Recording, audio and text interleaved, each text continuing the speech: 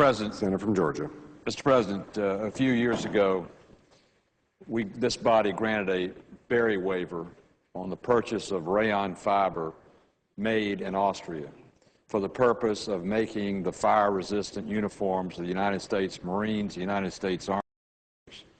The Berry requirement is the Buy America requirement, meaning that you first have to buy an American before you go offshore to buy a product.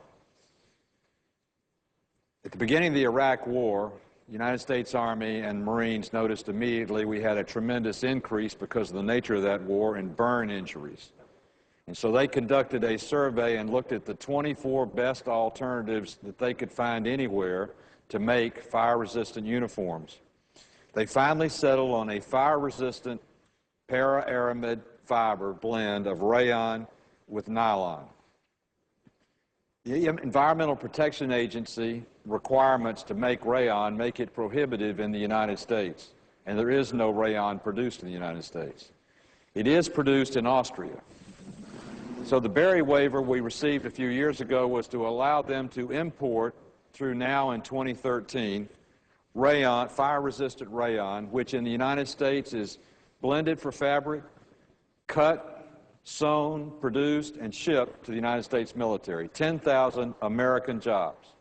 The rayon cannot be produced in the United States because of the EPA requirements. The reason to request an extension and postpone the sunset in 2013 is because the military procurement in the out years is now reaching beyond that, and with the absence of a Berry waiver for those years, they would have to zero out the purchase for those uniforms, which in turn would mean that the people that make those uniforms would not have the certainty of the Berry waiver because it would be subject to a Berry waiver again. Therefore, the investment they would make would be limited to the years they knew they could make the guaranteed deliveries. And so I have offered this amendment as an extension for that very reason. The United States Army, the Marine Corps, and the aviators that use the material love it because it breathes.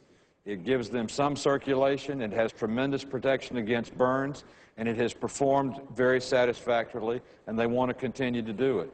And there is no American competitor that can meet or exceed it. Obviously, if there were, then that waiver would go away and they could compete, but at this time they do not. So I would ask the members of the Senate for their consideration on behalf of our military men and women in harm's way in Afghanistan, in Iraq, and wherever they might be, for the uniform that was chosen for the very battle that we're now in because it was the best the military could find anywhere in the country.